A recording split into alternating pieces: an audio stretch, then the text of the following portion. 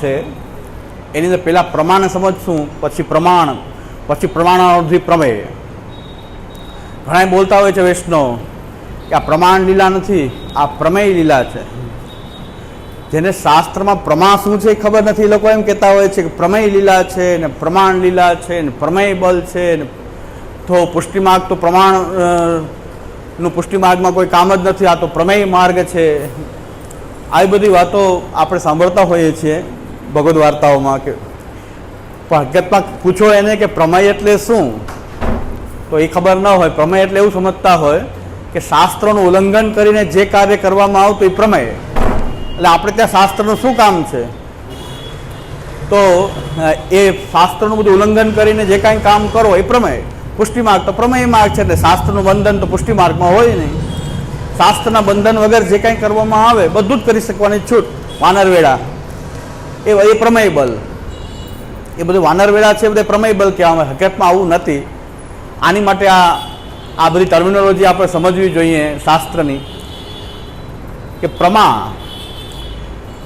હવે બે પ્રકારથી આપણને કોઈ જ્ઞાન જે થતું હોય છે, એક સ્મૃતિ હોય છે અને એક અનુભવ હોય છે. સ્મૃતિ એટલે પહેલાં કોઈ અનુભવ થયો અને કોઈક સંસ્કાર આપણી અંદર રહેલા હોય એ સ્મૃતિ છે. અને કોઈ અનુભવો આપણને આખો દિવસ કંઈક ને કંઈક અનુભવો થતા હોય છે.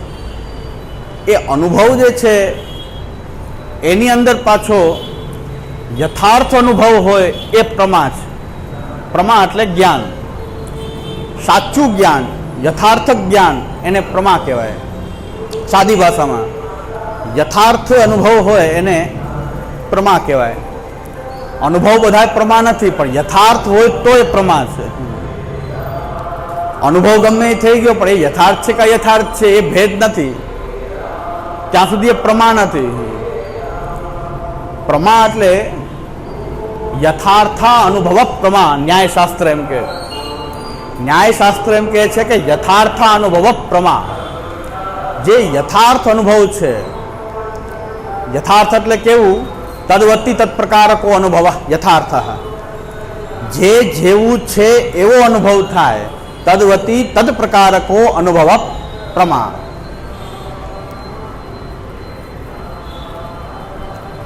તદવતી જે જેવું છે, તદ પ્રકારકો જે પ્રકારનું છે એવો અનુભવ જે છે એ યથાર્થ છે. એ યથાર્થ અનુભવ જે છે એ પ્રમા છે. જેમ કે આ માઇક છે અને હું એને માઇક કહું છું, એ યથાર્થ અનુભવ છે.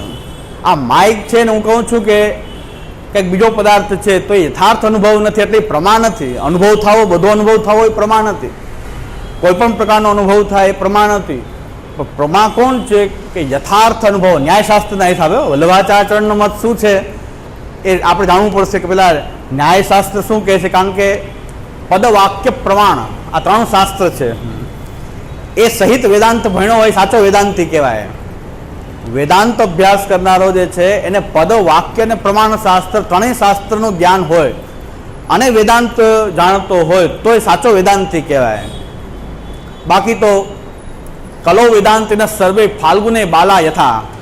અત્યારે કલિકાલમાં બધા વેદાંતો પ્રવચન દેતા હોય છે, પણ કેવા હોય છે, ફાગણ મહિનો આવે અને બાળકો જે ગાળાગાળી કરતા હોય આ વેદાંત પ્રવચન આવવું હોય. પદ, વાક્ય અને પ્રમાણ શાસ્ત્રની ખબર ન હોય અને વેદાંત ઉપર પ્રવચન કરતા હોય એ બધા કરતા હોય છે. જેને મનમાં આવે પ્રવચન કરવા માંડે, કોઈ ક્યાંથી લે, કોઈ ક્યાંથી વાક્ય લઈ લે, થોડા ક્યાંથી વાક્ય લઈ લે. અને કેટલા મોટા મોટા દાર્શનિકો થઈ ગયા આપણા ભારતમાં, એમણે કેવલ બૌદ્ધ મતનું ટ્રાન્સલેશન જ કર્યું, બીજું કાંઈ ન કર્યું. મહાન દાર્શનિક કહેવાય ગયા.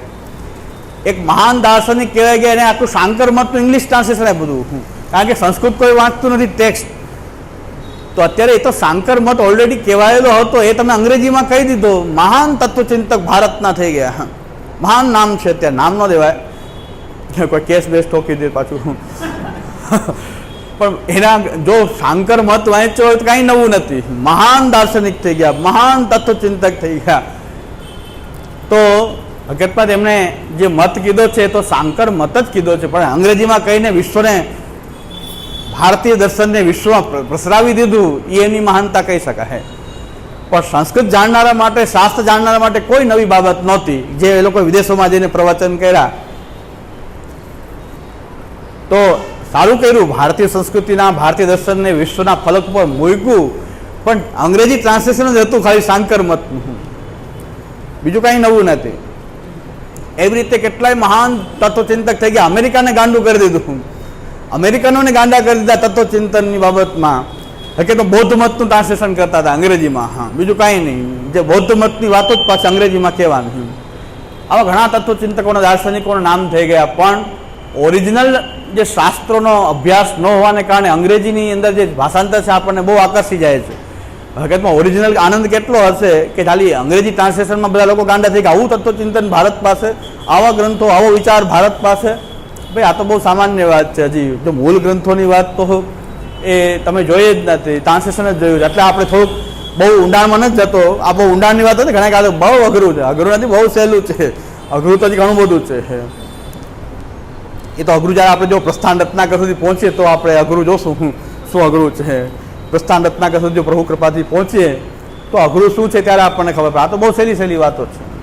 આ તો ન્યાયશાસ્ત્રની પણ જે પ્રારંભિક ગ્રંથ છે તર્ક સંગ્રહ આદિ, એની બાબત છે. આ બહુ અઘરી બાબત નથી.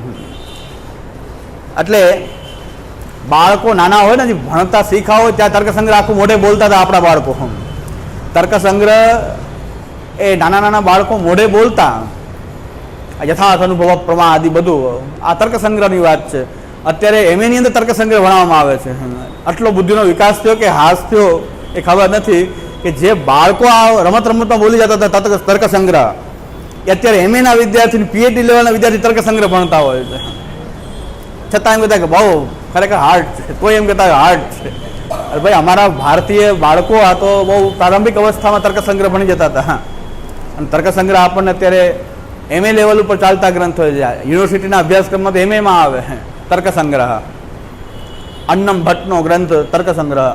પણ યથાર્થ અનુભવ તદવતી તત્પ્રકારકો અનુભવ યથાર્થ, એ યથાર્થ અનુભવ છે એને પ્રમા કહેવાય. પ્રમા એટલે એક તો જ્ઞાન છે, પણ એ યથાર્થ જ્ઞાન છે, યથાર્થ અનુભવ છે.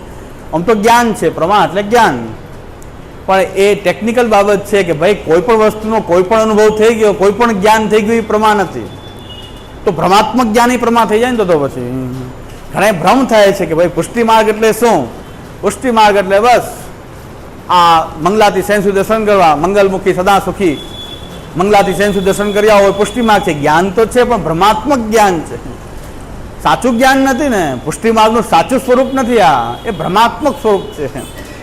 તો ભ્રમાત્મક જ્ઞાન પણ પ્રમા થઈ જાય. એટલે ભ્રમ અને પ્રમાનો ભેદ. તો યથાર્થ અનુભવ પ્રમા, જે વસ્તુ જેવી છે એ પ્રકારનો અનુભવ થાય.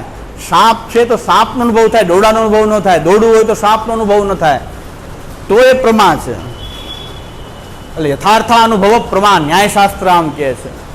પદશાસ્ત્ર એટલે વ્યાકરણ, પ્રમાણશાસ્ત્ર એટલે ન્યાય, અને વાક્યશાસ્ત્ર પદવાક્ય પ્રમાણ, વાક્યશાસ્ત્ર મીમાંસા.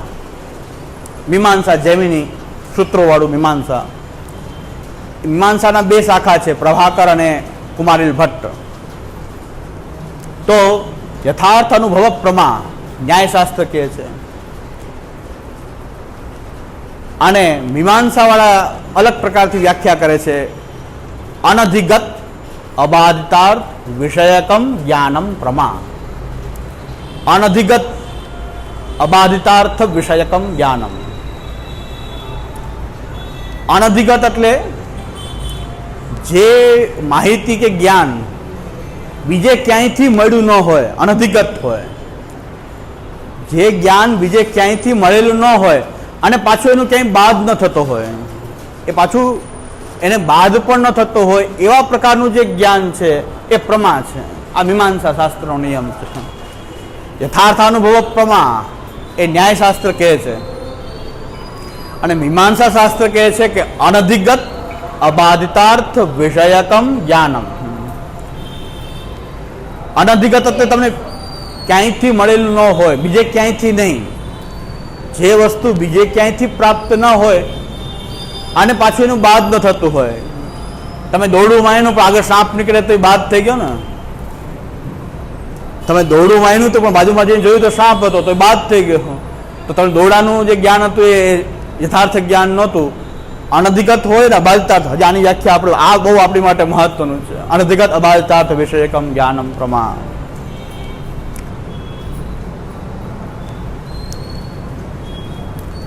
એટલે અનધિગત હોય અને બાદ ન થતું હોય એ પ્રકારનું જ્ઞાન જે છે એ પ્રમા છે.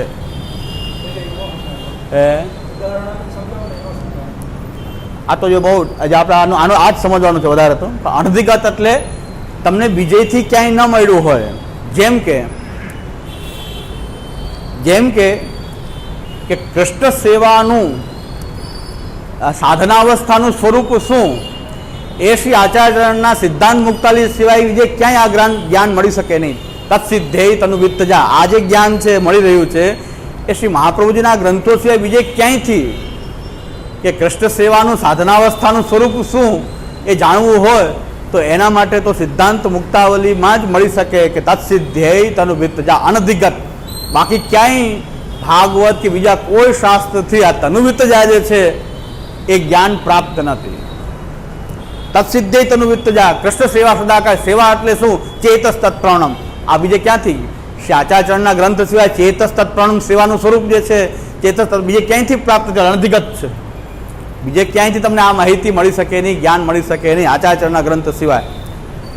અને પાછું એનો બાદ ન થતો હોય કે ચેતસ તત્પ્રણમ જે છે સેવા નથી એ રીતે એનો બાદ પણ ન થાય ક્યાંય. તત્સિદ્ધેય તનુવિત્તજા તો તનુવિત્તજાનો બાદ પણ ક્યાંય પ્રાપ્ત ન હોય. એટલે એ જે જ્ઞાન મળી રહ્યું છે એ જ્ઞાન કેવું છે? પ્રમા છે. એ સિદ્ધાંત મુક્તાવલીમાંથી મળતી આપણને પ્રમા છે. સિદ્ધાંત મુક્તાવલીમાંથી મળતું જ્ઞાન એ અનધિગત છે ને અબાધિતાર્થ છે. એવા પ્રકારનું સેવાનું જ્ઞાન જે છે શ્રી મહાપ્રભુજી બતાવેલી ચેતસ તત્વનો રૂપી સેવા જે છે એનું જ્ઞાન અન્ય કોઈ બીજા પ્રમાણોથી કે બીજા કોઈ વેલિડ સોર્સ જે છે નોલેજના એના દ્વારા ક્યાંયથી પણ એ માહિતી મળતી નથી. અને એ માહિતીનો બાદ પણ ક્યાંય થતો નથી કે આવે ચેતસ તત્વનો સેવા ન કહેવાય. એ તત્સિદ્ધેય તનુવિત્તજાનો કે બાદ થતો નથી. ભલે પછી આપણે ઝઘડા કરીએ તનુજા છે કે વિત્તજા છે કે તનુવિત્તજા છે કે 3 છે કે 4 છે કે એ વાત અલગ છે, પણ તનુવિત્તજાનો બાદ તો નહીં થઈ શકે કે તનુજા વિત્તજા કહીને પણ તમે તનુવિત્તજાનો શ્રી આચાર્યની ટેક્સ્ટનો બાદ તો કરી શકો નહીં. એટલે એ પ્રમા થઈ ગઈ. આપણી એ પ્રમા છે. અનધિગત અન્યથી ક્યાંયથી અધિગત ન હોય, ક્યાંયથી મળતું ન હોય માહિતી અને એનો બાદ પણ થતો ન હોય એવા પ્રકારનું જે જ્ઞાન છે એ જ્ઞાનને પ્રમા કહેવાય. હવે એ પ્રમાનું જો કોઈ કરણ હોય એને પ્રમાણ કહેવાય.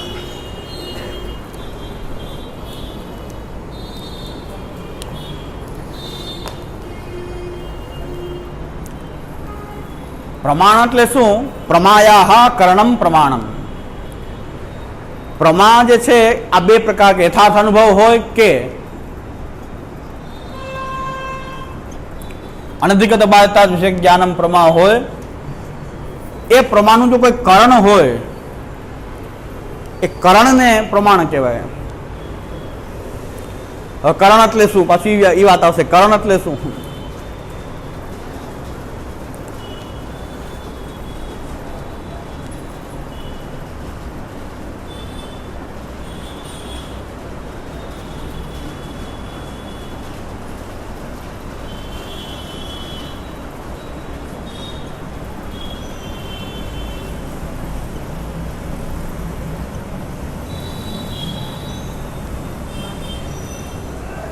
અસાધારણ વ્યાપારવાન કારણમ કર્ણમ. આ શ્રી પુરુષોત્તમજીની વ્યાખ્યા છે. અસાધારણ કારણ જે છે અને વ્યાપારવાળું.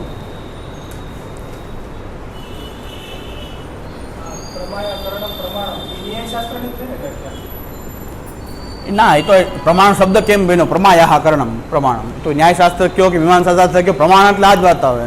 પ્રમાયાહ કર્ણમ.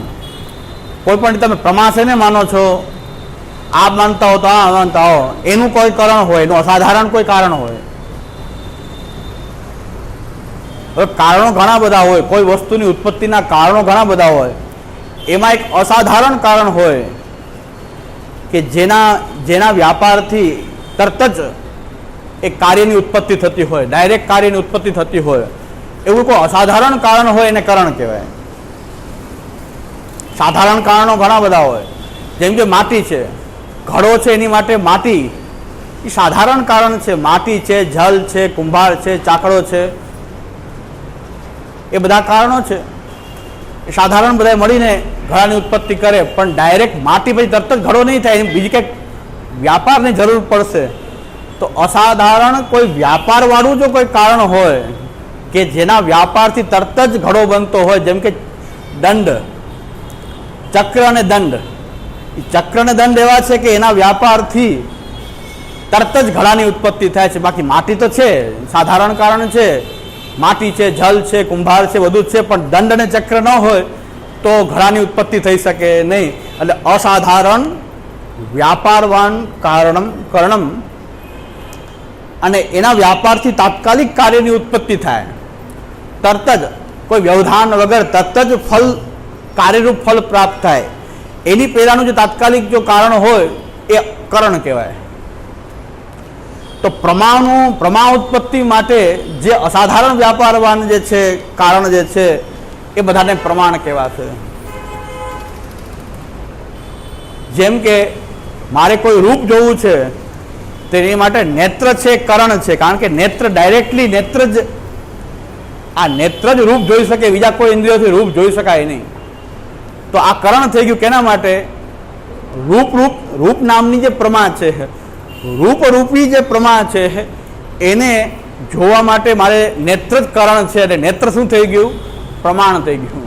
કેના માટે? રૂપ જોવા માટે. એટલે પ્રત્યક્ષ પ્રમાણ થઈ ગયું. આ પ્રત્યક્ષ થઈ ગયું. બીજી વ્યાખ્યા પુરુષોત્તમજી કરે છે પ્રમાણોની. આ તો અસાધારણ વ્યાપારવાન કારણમ. બીજી કહે છે કે પ્રત્યક્ષ, અનુમાન, આ બધા અનુમાન, પ્રત્યક્ષ, અનુમાન, શબ્દ, આ બધા જે જ્ઞાન છે, પ્રત્યક્ષ જ્ઞાન, અનુમિતિ જ્ઞાન, આ બધું જ્ઞાન જે છે એ જ્ઞાન માટે જે કરણ હોય કે જે સાધન દ્વારા આ પ્રત્યક્ષ જ્ઞાન, અનુમાન, શબ્દ આદિનું જ્ઞાન થતું હોય, એ બધા જે સાધનો છે કે જે દ્વારા આ બધું જ્ઞાન પ્રાપ્ત થાય છે એ બધા જ પ્રમાણ છે. પ્રમાણ પાછી પ્રમાણની વ્યાખ્યા આવી કે ભાઈ પ્રમા કેટલી પ્રકારની થઈ ગઈ?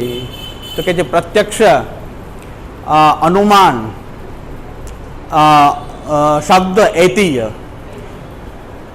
આપણે ત્યાં શું સ્વીકારાયેલું છે એ કહી દઈએ. પ્રમાણો પહેલાં લઈને પહેલાં જનરલી પ્રમાણ કેટલા છે એ જોઈ લઈએ. પહેલાં મેં પ્રમેય રચનાનો શરૂઆત કરી, ત્યાં બધા પ્રમાણ બતાવ્યા હતા, પણ ફરી બતાવી દઉં છું, કારણ કે એક વખત જુનાગઢથી શરૂઆત કરી હતી. તો પ્રમાણો, આ બધા પ્રમાણો એટલે કે શબ્દ, અનુમાન, ઉપમાન, આ બધા જે જ્ઞાન જે છે, ઉપમિતિ જ્ઞાન, અનુમિતિ જ્ઞાન, શબ્દ, પ્રત્યક્ષ જ્ઞાન, શાબ્દ જ્ઞાન, આ બધા જે જ્ઞાન જે છે, જે પ્રમાણો છે, એનું જે કરણ હોય કે જે ડાયરેક્ટલી જેનાથી જે સાધનથી પ્રાપ્ત થતું હોય, એ બધા સાધનો જે છે, જ્ઞાનના જે સાધનો છે એ બધા પ્રમાણ છે. ઘણા બધા પ્રમાણો શાસ્ત્રમાં ગણાવાયેલા છે. તો ન્યાયશાસ્ત્ર જે છે એ 4 પ્રમાણ માને છે. ન્યાયશાસ્ત્ર જે છે,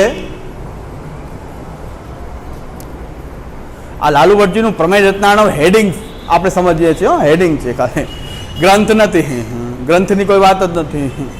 આ પ્રમેય શું છે, રત્નાર્ણવ શું છે? પ્રમેય રત્નાર્ણવ.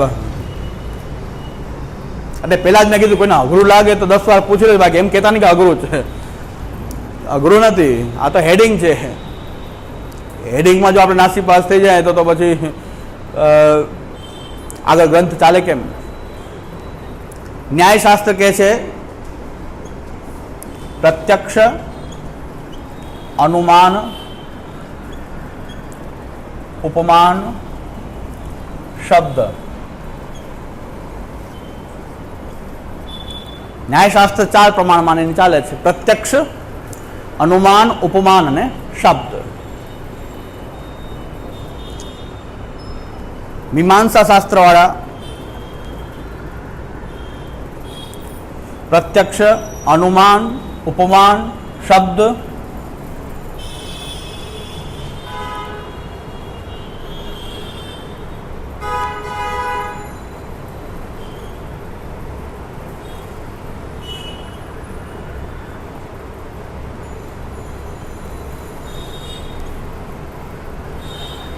આટલા તો છે જ મીમાંસામાં, પણ પ્રત્યક્ષ, અનુમાન, ઉપમાન શબ્દ વધારાનું માને છે અર્થાપત્તિ, અનુપલબ્ધિ, આ વધારે માને છે આ મીમાંસાવાળા માને છે. વાલ્લભ મત શું કહે છે આપણે પછી જોશું.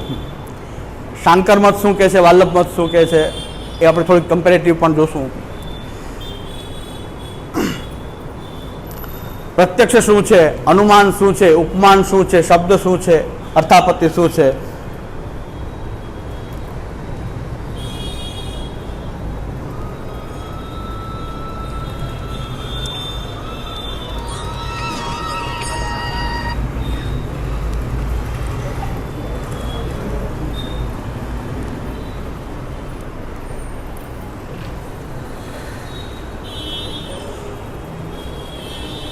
આપણો મત શું કહે છે, વાલ્લભ મત શું કહે છે, એ જો લખી લે ખાલી.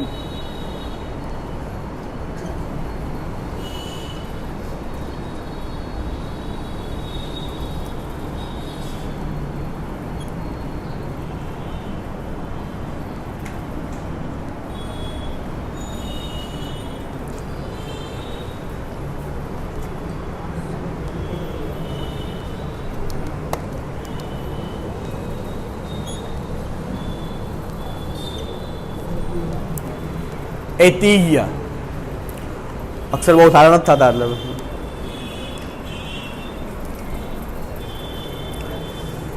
પ્રત્યક્ષ, અનુમાન શબ્દ ને ઐતિહ્ય. આપણો વાલ્લભ મત આ 4 પ્રમાણ માને છે. પ્રત્યક્ષ, અનુમાન શબ્દ, ઐતિહ્ય. પણ ન્યાયશાસ્ત્ર કેમ કહે છે? પ્રમાણશાસ્ત્ર તો ન્યાયશાસ્ત્ર છે, એની વ્યાખ્યાઓ આપણે સમજવા બહુ ઉપયોગી થાય છે, કારણ કે પ્રમાણશાસ્ત્ર છે, પ્રમાણોનું શાસ્ત્ર ન્યાયશાસ્ત્ર છે, ગૌતમનું ન્યાયશાસ્ત્ર. પ્રત્યક્ષ, પ્રત્યક્ષ કોને કહેવાય? ઇન્દ્રિયાર્થ સન્નિકર્ષજન્ય જ્ઞાનમ. ઇન્દ્રિય અને અર્થ ના સન્નિકર્ષથી ઉત્પન્ન થતું જ્ઞાન એ પ્રત્યક્ષ જ્ઞાન છે. ઇન્દ્રિયાર્થ સન્નિકર્ષજન્યમ જ્ઞાનમ. ઇન્દ્રિય આપણી આંખ, ટૂંકમાં સમજી લઈએ ઇન્દ્રિય અને અર્થનો કે 5 પ્રકારની જ્ઞાનેન્દ્રિય, અને એના દ્વારા એની સામે શબ્દ, સ્પર્શ, રૂપ, રસ, ગંધ, એનો જે સન્નિકર્ષ થવો, સામે કોઈ વસ્તુ છે અને આપણી આંખ છે, એ બેયનો સન્નિકર્ષ થયો, ઇન્દ્રિયાર્થ સન્નિકર્ષ થયો, એનાથી પ્રત્યક્ષ જ્ઞાન ઉત્પન્ન થયું કે આ પેન છે, પેન સામે છે, મારી આંખ જોવે છે, આ પેન મને દેખાઈ રહી છે, પેનનું મને પ્રત્યક્ષ જ્ઞાન થઈ રહ્યું છે. એની માટે કરણ શું છે? નેત્ર. નેત્ર પ્રમાણ છે, પ્રત્યક્ષ પ્રમાણ છે. એટલે ઇન્દ્રિય અને અર્થના સન્નિકર્ષથી ઉત્પન્ન થતું જે જ્ઞાન, એટલે ઇન્દ્રિયજન્ય જ્ઞાન જે છે, ઇન્દ્રિયોથી ઉત્પન્ન થતું જે જ્ઞાન છે, એ બધું પ્રત્યક્ષ જ્ઞાન છે. અને એમાં પ્રત્યક્ષ જ્ઞાન જે છે એનું કરણ એટલે ઇન્દ્રિયો જે છે એ પ્રત્યક્ષ પ્રમાણ છે, એટલે પ્રત્યક્ષ પ્રમાણ છે. ચારવાક નામનું દર્શન છે, આપણું ચારવાક દર્શન છે, એ ખાલી પ્રત્યક્ષ જ પ્રમાણ માને છે, પ્રત્યક્ષ સિવાય કે પ્રમાણ નહીં. બૌદ્ધ મત જે છે પ્રત્યક્ષ અને અનુમાન 2 પ્રમાણ માને છે. બૌદ્ધ લોકો, બુદ્ધ ભગવાને 2 પ્રમાણ, પ્રત્યક્ષ, અનુમાન. અને ચારવાક તો કે છે પ્રત્યક્ષ પ્રમાણ, ભગવાન સામે દેખાય છે, નથી દેખાતો પ્રમાણ છે જ નહીં. જાઓ, સ્વર્ગ જે છે શાસ્ત્ર કહે છે પણ સામે સ્વર્ગ દેખાય છે, નથી દેખાતું, સ્વર્ગ નથી. આ ચારવાકનો સિદ્ધાંત આવો છે, પ્રત્યક્ષ હોય પ્રમાણ, પ્રત્યક્ષ સિવાય કોઈ પ્રમાણ છે જ નહીં. એ મોટાભાગના અત્યારે બધા ચારવાકવાદીઓ છે કે બતાવો ભગવાન છે, સ્વર્ગ છે તો પ્રમાણ, અન્યથા નથી, પ્રત્યક્ષ જ પ્રમાણ છે. એ ચારવાક દર્શન છે, એને આપણે અહીં બહુ મહત્વ નથી, કારણ કે નાસ્તિકોનું દર્શન છે, કારણ કે નાસ્તિક છે. ચારવાક એમ કહે છે કે તમે નીચેના માળમાં બેઠા હો અને પાણી રેડો તો ઉપર બેઠા બેઠા જો તમારો પિતા હોય 3જે માળે બેઠો એને પાણી મળતું નથી તો પિતૃલોકમાં ક્યાંથી મળી જશે? અને અહીંયા પાણી રેડવાથી જો તૃપ્તિ થતી હોય તો રસ્તામાં જલ લઈને જવાની જરૂર નથી, ઘરેથી પાણી રેડો, માં જલ લઈને મળી જવું જોઈએ. આવા દલીલો ચારવાકની દર્શનમાં આવી દલીલો છે, બહુ મજા આવે બધાને, કારણ કે બધા આવા જ છે. પણ બહુ પ્રાચીન દર્શન છે, આ બહુ પ્રાચીન દર્શન છે. દેવોના ગુરુ બૃહસ્પતિની રચના છે આ ચારવાક દર્શન. એ ચારવાક દર્શન જે છે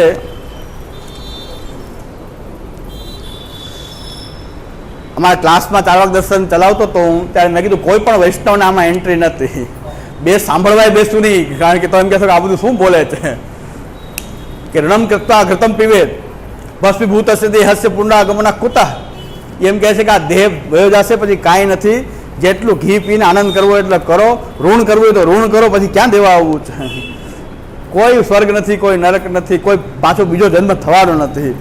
આત્મા એટલે શું? આ દેહમાં અત્યારે તમને જે કંઈ છે એ જ આત્મા છે, દેહ પછી કોઈ આત્મા નથી. દેહ ભસ્મીભૂત હશે દેહ હસ્ય પુનરાગમના કુતા, એકવાર ભસ્મીભૂત થઈ ગયો દેહ પછી કાંઈ પુનરાગમન ક્યાંય થવાનું નથી. મેં કોઈ પણ વૈષ્ણવ શ્રદ્ધાભાવથી આ પ્રવચન સાંભળવા આમાં આવી શકે નહીં, કારણ કે એક જ જણા ભણવા માટે બેઠો હતો. મેં કીધું આપણે બે જ, બીજા કોઈ આમાં ત્રીજાને એન્ટ્રી અપાય નહીં. આ બધી ખતરનાક વાતો કરે છે, બધી ધર્મમાંથી આસ્થા ઉડી જાય એવી વાત છે. એ ચારવાકનું દર્શન છે, પણ એ પણ જાણવું જોઈએ. શું કામ કે નાસ્તિકો આવા આપણને સવાલ કરે તો આપણી પાસે એનો જવાબ તો હોવો જોઈએ. એ જવાબ કેવી રીતે કાઉન્ટર થાય એ પણ અમે ચર્ચા કરી, અહીંનો વિષય નથી, પણ એ ચર્ચા કરી હતી કે આ દર્શન શું કામ જાણવું, કે આવા કોઈ ક્વેશ્ચન આપણને કરે તો આપણે એની સામે કાઉન્ટર ક્વેશ્ચન શું કરી શકીએ અને શું જવાબ આપી શકીએ, કારણ કે શાસ્ત્ર તો માનશે નહીં. તો એના માટે આપણે ત્યાં વેદાંત ચિંતામણી જે આવો ગ્રંથ છે, પ્રમેય રત્નાનો જો આપણો ગ્રંથ છે એક વેદાંત ચિંતામણી, એમાં પહેલું જ પ્રકરણ જે છે નાસ્તિક્યોચ્છેદ નામમ પ્રથમમ પ્રકરણમ. પહેલું પ્રકરણ નાસ્તિક્યોચ્છેદ. પહેલો વેદાંત ચિંતામણીના પહેલા પ્રકરણમાં જે નાસ્તિકોને જવાબ, ચારવાકવાદીઓનો જવાબ, નાસ્તિક્યોચ્છેદ કેવી રીતે થાય એમાં કોઈ શાસ્ત્રની વાત નથી, યુક્તિથી એનું ખંડન કરવાનું છે. તો નાસ્તિક્યોચ્છેદ વેદાંત ચિંતામણીમાં ગટુલાલાજીએ નાસ્તિક્યોચ્છેદથી શરૂઆત કરી છે. ગ્રંથની શરૂઆત નાસ્તિક્યોચ્છેદથી કરી છે. નાસ્તિકો શું શું બોલે છે એનો શું જવાબ આપવો જોઈએ. આપણે ત્યાં ભગવાનમાં ન માનવું એ નાસ્તિકતા નથી આપણે ત્યાં, પણ વેદને ન માનવું, શાસ્ત્રને ન માનવું એ નાસ્તિકતા છે. ભગવાનને ન માનો કે માનો એનાથી નાસ્તિકતા નક્કી નથી થતી, પણ તમે વેદને માનો છો કે નહીં, વેદમાં તમારી આસ્થા છે કે નહીં, કારણ કે વેદમાં આસ્થા હશે તો જ ભગવાનમાં આસ્થા આવશે, બાકી ભગવાન તો વેદે કે સમધિગમ્ય પ્રમેય છે. ભગવાન કે પ્રત્યક્ષનો વિષય નથી. બહુ સુંદર વાક્ય હું અત્યારે આગળ લઈશ. શંકરાચાર્યનું વાક્ય બહુ સુંદર છે, એ જ વલ્લભાચાર્યનો મત છે, ને બધા જ આચાર્ય લગભગ એ જ મત છે. માયાવાદનું ખંડન કરનારા આપણે હોય છતાં પણ શંકરાચાર્યજીની આ વાત આપણને એકદમ માન્ય છે, એ આપણે જોશું આગળ. એટલે પ્રત્યક્ષ એટલે ઇન્દ્રિયાર્થ સન્નિકર્ષજન્ય જ્ઞાનમ, પ્રત્યક્ષ જ્ઞાનમ, અને એ પ્રત્યક્ષ પ્રમાણનું જે કર્ણ હોય, શબ્દ સ્પર્શ રૂપ રસ ગંધ રૂપ, જે પ્રત્યક્ષ જે પ્રમાણ છે, શબ્દ સ્પર્શ રૂપ રસ ગંધ, એની માટે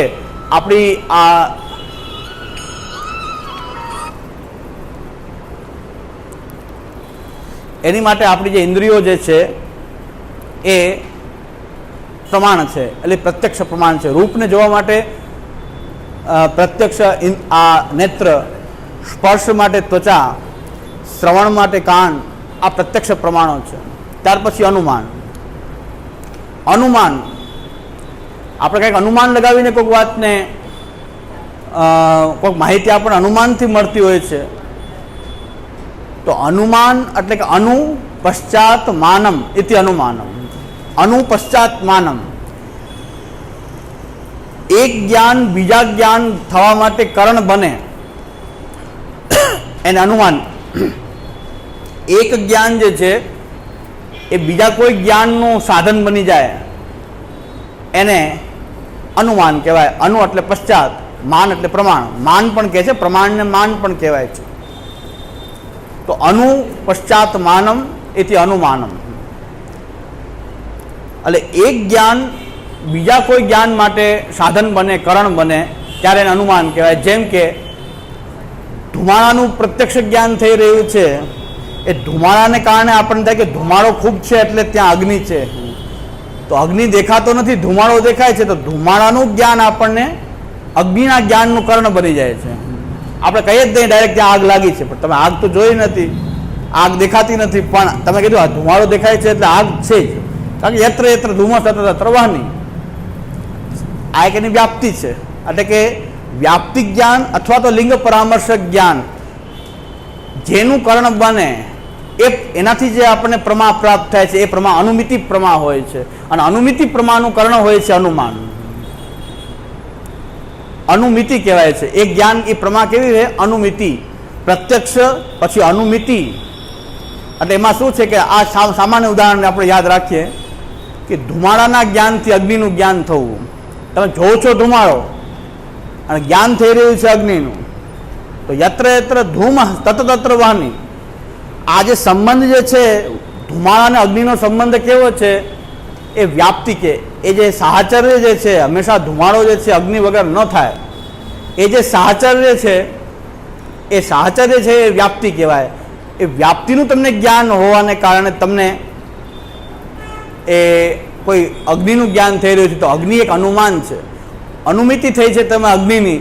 અગ્નિ જોયો નથી પણ છતાં તમે કહો છો કે યત્ર તમને એક ખબર છે કે આના વિના રહી શકે જ નહીં, આ હોય એટલે આ હોય જ. ઘણા લોકોનો સ્નેહ હોય કે બે મિત્રો ભેગા જોઈએ ને તો એક જોઈને બીજો તો હશે જ, આજુબાજુ જ ક્યાંક હોવો જોઈએ, કારણ કે આ બે સાથે જ હોય છે. તો તમને અનુમાન થઈ જાય છે. ખાલી એક વ્યક્તિના જ્ઞાનથી બીજા વ્યક્તિના હોવાનું જ્ઞાન થઈ જાય છે, કારણ કે હંમેશા સાથે હોય તો વારે વારે એમને સાથે જ જોયા હોય તો એ તરત જ એમ જ્ઞાન થશે કે આ આજુબાજુ હોવા જોઈએ ક્યાંય પણ. તો એટલે એક જ્ઞાન બીજા જ્ઞાનનું કારણ બને કે વ્યાપ્તિક જ્ઞાન કે લિંગ પરામર્શક જ્ઞાન કહેવાય છે. વ્યાપ્તિક જ્ઞાન અથવા લિંગ પરામર્શક જ્ઞાન. વ્યાપ્તિક જ્ઞાન એટલે કે ધુમાડા અને અગ્નિના સંબંધનું તમને આ સાહચર્ય રૂપ સંબંધ જે છે એનું જ્ઞાન તમને છે. એટલે તમે એના આધારે તમે કહી દો છો કે પર્વતો વહનીમાન ધુમાત યત્ર યત્ર ધુમત તત્ર વહની. આ પ્રકારે તમે અનુમાન લગાવો છો. હવે એમાં સ્વાર્થ અને પરાર્થ અનુમાનની વિધિ આપણે જરૂરી નથી, એટલે જરૂરી નથી આપણે નથી લેતા. હા, બહુ ગૂંચવાડો ઊભો કરવો નથી. એટલે અનુમાન પ્રમાણ છે. અનુમિતિ જે પ્રમા છે એનું કરણ જે છે અનુમાન છે. ઉપમાન એક ઉપમાન પ્રમાણ હોય છે. ઉપમિતિ એ સાદૃશ્ય જ્ઞાનથી થતી આ ઉપમિતિ જ્ઞાન જે છે એમાં સાદૃશ્ય જ્ઞાન. તમને ગાયની ખબર છે પણ તમે જંગલમાં જાઓ ત્યારે તમે પૂછો કે નીલ ગાય કેવી હોય તો તમને ખાલી એના લક્ષણ આપવામાં આવે કે ગાય જેવું એક ચોપગું પ્રાણી હોય એને નીલ ગાય કહેવાય, ગવય કહેવાય. ગૌ સદૃશ ગવય. ગૌ સદૃશ ગાય જેવું હશે અને 4 પગવાળું હશે એટલે ગાય સાથેનું સાદૃશ્યનું તમને જ્ઞાન છે. અને એના આધારે તમે જંગલમાં જાઓ નીલગાય સામે મળે ત્યારે તરત તમને એમ થાય કે ગૌ સદૃશ ગવય. ગાય સદૃશ જે કીધું હતું એવું કંઈ ગાય જેવું એક આ પ્રાણી એને ગવય કે નીલગાય કહેવાય. તો તમે સાદૃશ્ય જ્ઞાનથી સંજ્ઞા સંગી બોધ થાય છે. એટલે કે સંજ્ઞા એ સંજ્ઞા તમને પ્રાપ્ત થઈ ગવય. એ સંજ્ઞા ગવય તમને ખબર હતી એ તમે સાદૃશ્ય જ્ઞાન તમે આ સંગીનો બોધ થઈ જાય. તો સંજ્ઞા સંગી સંબંધનો એ બોધ થાય. એ પ્રકારનું જે જ્ઞાન છે એ ઉપમિતિ જ્ઞાન છે અને એનું કરણ છે ઉપમાન છે. અને શબ્દ આપતો વાક્ય જે છે એ શબ્દ છે. આપતો વાક્ય, આપતો વાક્ય એટલે શબ્દ. આપ્ત એટલે સાદૃશ્ય જ્ઞાનથી જે જ્ઞાન, સાદૃશ્યને કારણે જે જ્ઞાન પ્રકટ થાય. મૂળમાં સાદૃશ્ય જ્ઞાન છે એના જેવું કહે છે, કારણ કે જેવાથી આપણે ઓળખી જાય કે હા આવું. સાદૃશ્યના જ્ઞાનથી જે જ્ઞાન પ્રકટ થાય, સંજ્ઞા સંગી બોધરૂપ જ્ઞાન પ્રકટ થાય એ ઉપમાન છે, ઉપમિતિ છે. અને ઉપમિતિનું જે કરણ જે છે એ ઉપમાન છે કે જેનાથી ઉપમિતિ થઈ રહી છે સાદૃશ્ય જ્ઞાન વગેરેથી, એ ઉપમાન પ્રમાણ છે. શબ્દ આપતો વાક્ય એટલે કે જેના ઉપર તમે વિશ્વાસ મૂકી શકો. આપ્ત એટલે મોસ્ટ રિલાયેબલ પર્સન, એમના વાક્ય તમે એના ઉપર એકદમ વિશ્વાસ મૂકી શકો કે જે રાગ દ્વેષથી પર યથાર્થ વક્તા હોય એ આપ્ત હોય. અને આપ્તના જે વાક્ય જે છે એ શબ્દ છે. એ બધા શબ્દ પ્રમાણ નથી હોતા પણ આપ્ત વાક્ય જે છે એ પ્રમાણ હોય છે.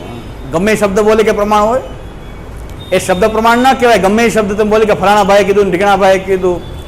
જ્યાં પુષ્ટિ માર્ગમાં ચાલે છે કે મહાપ્રભુજીની ખબર નથી ને ફલાણા ભાઈએ કહી દીધું, ઢીકણા ભાઈએ કહી દીધું એટલે પ્રમાણ થઈ ગયું. ફલાણા બાલકે કહી દીધું, ફલાણા બાલકે કહી દીધું એટલે પ્રમાણ થઈ ગયું. ન થાય. જે શબ્દ આપ્ત વાક્ય પ્રમાણ છે કે ભાઈ આપ્ત યથાર્થ વક્તા હોય, રાગ દ્વેષથી પર હોય, સત્વગુણ જેમાં વૃદ્ધિ પામેલો હોય એવા ઋષિઓથી લઈને ઈશ્વર પર્યંતના જે વાક્યો જે છે બધા આપ્ત વચન છે. ઋષિઓથી લઈને ભગવાનના વચન, ઈશ્વરોક્ત વચન, ગીતાજી વગેરે એ શબ્દ પ્રમાણ કહેવાય. ગમે એ શબ્દ કંઈ પ્રમાણ ન કહેવાય, કારણ કે યથાર્થ નથી ને પાછું. આ યથાર્થ અનુભવ પ્રમા, અનધિગત બાળતા વિષયકમ જ્ઞાનમ પ્રમા, એ પ્રકારની આ વચન નથી. ગમે એ લૌકિક શબ્દ જે છે એ પ્રમાણ નથી. પણ આપ્ત વચનો જે છે, આપ્ત એટલે કે જેના ઉપર આપણે વિશ્વાસ મૂકતા હોઈએ, સત્વગુણ જેમાં વધેલો છે, એકદમ જ્ઞાની છે, સાત્વિક છે, રાગ દ્વેષથી પર છે, એવા આપ્ત પુરુષો હોય એના વચનો જે છે એ શબ્દ પ્રમાણ થશે. આ ન્યાયશાસ્ત્રનો નિયમ છે. આ બધા તો સમાન છે. પ્રત્યક્ષ, અનુમાન, ઉપમાન, એ મીમાંસા બે વધારે આપે છે, અર્થાપત્તિ અને અનુપલબ્ધિ. અર્થાપત્તિ અને અનુપલબ્ધિ. શાસ્ત્રો શબ્દ પ્રમાણ. શાસ્ત્રો શબ્દને આપણે શાસ્ત્રો સમજી લે ચાલશે. હવે આવે છે અર્થાપત્તિ. અર્થાપત્તિ એટલે કે જ્યારે બીજો કોઈ રસ્તો ન હોય, કોઈ પણ પ્રકારનો બીજો રસ્તો ન હોય ને છેલ્લે એક જ વસ્તુ, એક રસ્તો રહી જતો હોય, એ અર્થાપત્તિ છે. જેમ કે બહુ પ્રસિદ્ધ ઉદાહરણ શાસ્ત્રમાં છે, પીનો દેવદત્ત દીવા ન ભૂંગતે. દેવદત્ત જાડો છે પણ દિવસે જમતો નથી. તો હવે અર્થાપત્તિ શું થશે કે રાત્રે તો જમતો જ હોય, નહીં તો જાડો કેમ થાય? પીનો દેવદત્ત દીવા ન ભૂંગતે. સવારે જમતો નથી, એનો મતલબ એક જ વસ્તુ બાકી રહી જાય છે, બીજું કઈ બાકી રહેવું જ ન જોઈએ તો અર્થાપત્તિ લાગે. બીજા કોઈ રસ્તા હોવા જ ન જોઈએ તો અર્થાપત્તિ લાગે. એટલે અનુપપત્તિનું જ્ઞાન, અનુપપત્તિના જ્ઞાનથી જે જ્ઞાન પ્રાપ્ત થઈ રહ્યું છે, અનુપપત્તિ, યેન વિના યદ અનુપન્નમ, આના વિના આ ઉપપન્ન નથી. જો જમે નહીં તો જાડો થાય નહીં. તો આ રીતે હવે એક જ રસ્તો બાકી રહે છે કે રાત્રિમાં જમે છે. દેવદત્ત છે, રાત્રિમાં જ જમે છે, એક જ રસ્તો બાકી રહે છે, તો અર્થાપત્તિ કહેવાશે. અર્થાપત્તિમાં બીજા બે ત્રણ વિકલ્પ ખુલ્લા હોય તો અર્થાપત્તિ ના કહેવાય. જેમ આપણા પુષ્ટિ માર્ગના ધુરંધર વિદ્વાન એમણે એમ કીધું કે શ્રી મહાપ્રભુજીએ પદ્મનાભદાસજીને એવું વચન લેવડાવ્યું કે ભાગવતની વૃત્તિ, કંઠમાં પ્રાણ આવી જાય ત્યાં સુધી ભાગવતની વૃત્તિ ન કરવી જોઈએ. પ્રાણેહિ કંઠ ગતેરપી, વૃત્યર્થમ નૈવ યોજિતા પ્રાણેહિ કંઠ ગતેરપી. તો એ પદ્મનાભદાસજીને એ પ્રતિજ્ઞા લેવડાવી, કારણ કે ઉત્તમ અધિકારી હતા. અને રામાનંદ પંડિત જે છે ભાગવતની વૃત્તિ કરતા હતા, એને પ્રતિજ્ઞા લેવડાવી નહીં. એ એટલા ઉત્તમ અધિકારી નહોતા. એટલે અર્થાપત્તિ પ્રમાણથી સિદ્ધ કરવામાં આવે છે, અર્થાપત્તિથી સિદ્ધ કરવામાં આવે છે કે શ્રી આચાર્યચરણે રામાનંદ પંડિતને નિષેધ ન કર્યો, વાર્તામાં આવતો નથી, નિષેધ ના કર્યો. તો અર્થાપત્તિ લાગી ગઈ છે બરાબર. કે પુષ્ટિ માર્ગની અંદર બધા માટે નિયમ નથી કે ભાગવતની વૃત્તિ ના કરવી. આ ધુરંધર વિદ્વાન કનિષ્ઠ અધિકારી કરે, ઉત્તમ અધિકારી ના કરે. પદ્મનાભદાસજીને વ્રત લેવડાવ્યું, રામાનંદ પંડિતને કેમ ના લેવડાવ્યું? અને એ પ્રશ્ન આવ્યો કે અર્થાપત્તિ, અર્થાપત્તિ સાંભળીને ધ્વસ્ત થઈ જશે. એટલે તો મેં કીધું અર્થાપત્તિ ન લાગી શકે, આની અંદરનું શું કારણ છે કે બીજા ઘણા બધા પોઈન્ટ વાર્તામાં એમ નથી કીધું કે રામાનંદ પંડિતે ભાગવતની વૃત્તિ ચાલુ રાખી, તેમ ક્યાં કીધું છે વાર્તામાં? હવે અર્થાપત્તિ તો બીજો કોઈ રસ્તો જ નથી તો અર્થાપત્તિ લાગે. એન વિના યદ અનુપન્નમ, તો અર્થાપત્તિ લાગે. વાર્તા જુઓ, વાર્તામાં રામાનંદ પંડિત બ્રહ્મસંબંધ પહેલા ભાગવતની વૃત્તિ કરતા હતા, બ્રહ્મસંબંધ પછી ચાલુ રાખીએ એવું વાર્તામાં આવતું નથી. એમાં અર્થાપત્તિ કેવી રીતે લાગી જાય? એમાં તો એક શક્યતા એ છે કે એમને કરી જ નથી વૃત્તિ. તો બીજો અર્થાપત્તિ ન લાગવાનું કારણ એ છે કે શ્રી આચાર્યચરણનો બોધ એમને થઈ ગયો છે, જ્ઞાન છે કે ભાગવતની વૃત્તિ ન કરી શકાય, એમણે બંધ કરી દીધી હોય. હું કેટલાય રસ્તા બતાવું, અર્થાપત્તિ ન લાગવાના રસ્તા બતાવીએ. એક જ રસ્તો જો રહી જતો હોય તો અર્થાપત્તિ. દીવાના ભૂંગતે તો રાત્રિ ભોજન તો જરૂરી છે, પણ રામાનંદ પંડિતની વાર્તામાં એવું સિદ્ધ થતું નથી કે ભાગવતની વૃત્તિ કરી, એવું પણ ક્યાંય લખ્યું નથી. પહેલા કરતા હતા પણ ચાલુ રાખી એવું ક્યાં લખ્યું છે વાર્તામાં? તો કેટલા બધા કારણો હોઈ શકે. એને છોડી પણ દીધી હોય, એને બોધ પણ થઈ ગયો હોય, શ્રી આચાર્યને બોધ ન કર્યો હોય તો પણ સિદ્ધાંતનું એમને જ્ઞાન હોય, એમણે વૃત્તિ નથી કરી, તો એમ કેમ કહી શકાય કે એમણે વૃત્તિ કરતા હતા જ અર્થાપત્તિથી સિદ્ધ થઈ ગયું? એમ કે અર્થાપત્તિ નામ દઈશ એટલે આ ધ્વસ્ત થઈ જશે. મેં કે એમ ધ્વસ્ત ન થાય, એમ ધ્વસ્ત ન થાય કે અર્થાપત્તિ કંઈક અમને ખબર જ નથી કે અર્થાપત્તિ શું છે. એન વિના યદ અનુપન્નમ, અનુપત્તિ જ્ઞાન વિના તો અર્થાપત્તિ લાગતી નથી. તો અનુપત્તિ તો આમાં કોઈ એવી આવતી નથી કે ભાઈ રામાનંદ પંડિતે વૃત્તિ કરી, એવો કોઈ એવો જ એક રસ્તો રહી ગયો કે વૃત્તિ કરતા હતા જ. એવું જો સ્પષ્ટ હોય તો વાત બરાબર છે. એવું કઈ સ્પષ્ટ થતું નથી. તમે જેમ અનુમાન લગાડી રહ્યા છો કે ઉત્તમ અધિકારી માટે આ છે, કનિષ્ઠ અધિકારી માટે આ છે, એવું કઈ વાર્તામાં કઈ સિદ્ધ થતું નથી. એટલે અર્થાપત્તિ પ્રમાણથી આ સિદ્ધ થાય એક સગુફો છોડી દીધું કે અર્થાપત્તિ પ્રમાણ છે. એટલે બધા મોટાભાગના વૈષ્ણવ સત્સંગ કરવા વાળા બધા વૈષ્ણવ હોય એ સ્વમાર્ગી ચર્ચા કરતા હોય, પણ કંઈક આવી શાસ્ત્રીય વચન તો બીજા એ ધ્વસ્ત થઈ જાય કે આપણે આમાં કઈ ખબર પડતી હવે શું કરવું. અર્થાપત્તિ એટલે શું? બધા અર્થાપત્તિ એટલે ખાલી અર્થાપત્તિ નામથી ડરી જાય. અરે ભાઈ ખાલી દેવદત્તને યાદ કરો ને કે અર્થાપત્તિ એટલે પીણો દેવદત્ત દીવાન ભૂમતે તો રાત્રિ ભોજન છે, અર્થાપત્તિ છે. પણ એન વિના યદ અનુપન્નમ, અનુપત્તિ લાગતી હોય કે એના વગર ઉત્પન્ન જ નથી એ પ્રકારની સ્થિતિ હોય ત્યારે અર્થાપત્તિ પ્રમાણ નક્કી થાય. ત્યાં સુધી અર્થાપત્તિ છે જ નહીં તો પ્રમાણ ક્યાંથી થઈ ગયું? કોઈ પ્રમાણ પ્રાપ્ત થતી જ નથી એમાંથી કોઈ, તો અર્થાપત્તિ ત્યાં પ્રમાણ નથી. અનુપલબ્ધિ,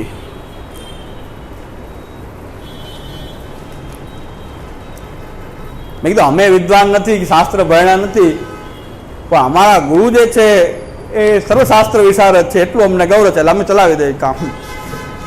અમે નથી પણ અમારા જેની પાસે અમે ભણ્યા છીએ થોડું ઘણું પણ એમના વચનો કાનમાં પડી ગયા છે તો અમે હવે અર્થાપત્તિ ફરતા તમે બોલી જાઓ એટલે અમે ડરી જાય એવું નથી કે ડરી જવાની આમ વાત જ. અર્થાપત્તિ અનુપલબ્ધિ તો અનુપલબ્ધિ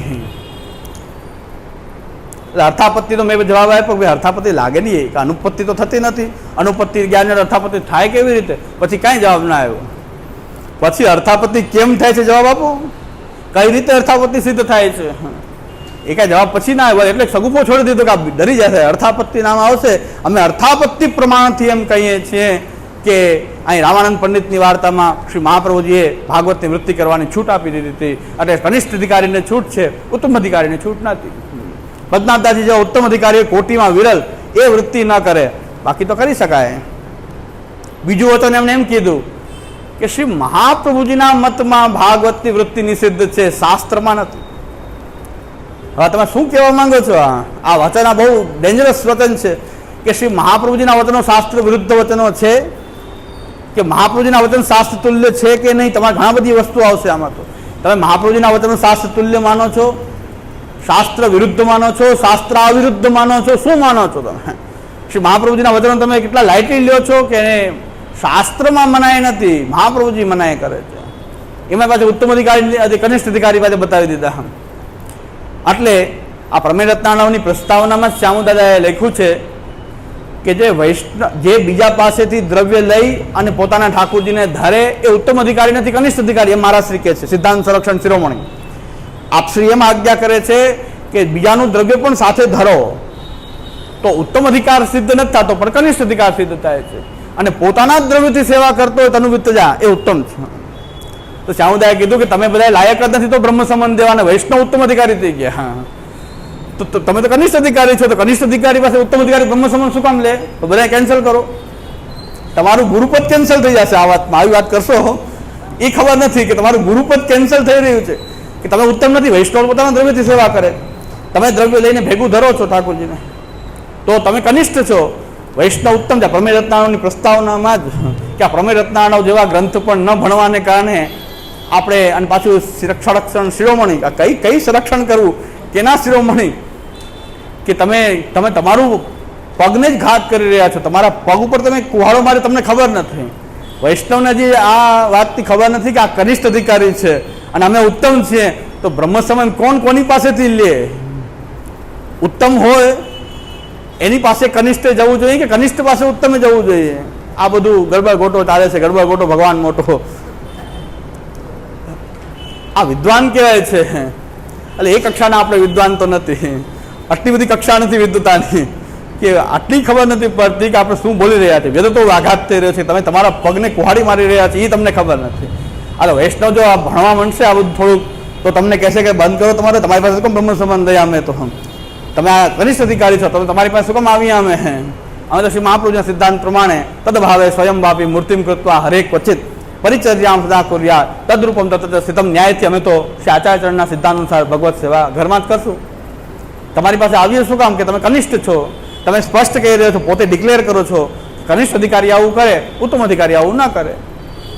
એટલે પ્રત્યક્ષ અનુમાન અર્થાપત્તિ, આ મને યાદ આવી ગયું, અર્થાપત્તિનો સગુફો છોડ્યો તો એકવાર કે અર્થાપત્તિથી બી જાય તો હું બતાવી દઉં કે અર્થાપત્તિ પણ શાસ્ત્રમાં એક પ્રમાણ હોય છે અને એના આધારે અમે અર્થાપત્તિ લગાવીને સિદ્ધ કરીએ છીએ. પણ અનુપત્તિનું જ્ઞાન મુખ્ય છે. અનુપત્તિ એન વિના યદ અનુપન્નમ, એ જ્ઞાન હોય તો જ અર્થાપત્તિ પ્રમાણ છે, તો જ અર્થાપત્તિ પ્રમાણ થાય. અનુપલબ્ધિ અભાવ, કોઈ વસ્તુ આ રૂમમાં આ વસ્તુ નથી એ અભાવનું જ્ઞાન છે, અનુપલબ્ધિ છે. આ રૂમમાં ઘડો નથી એ જ્ઞાન જે થવું એને અનુપલબ્ધિ કહેવાય. અનુપલબ્ધિ પ્રમાણથી અભાવ.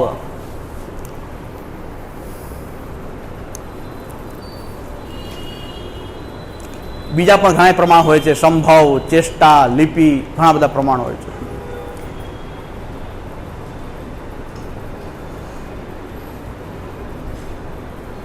હવે આપણો વાલ્લભ મત, શંકરાચાર્ય આ મતનું અનુસરણ કરે છે. વ્યવહારે વયમ ભાટા, શંકરાચાર્ય એમ કહે છે વ્યવહારમાં અમે કુમારી ભટ્ટનો જે મત છે મીમાંસાનો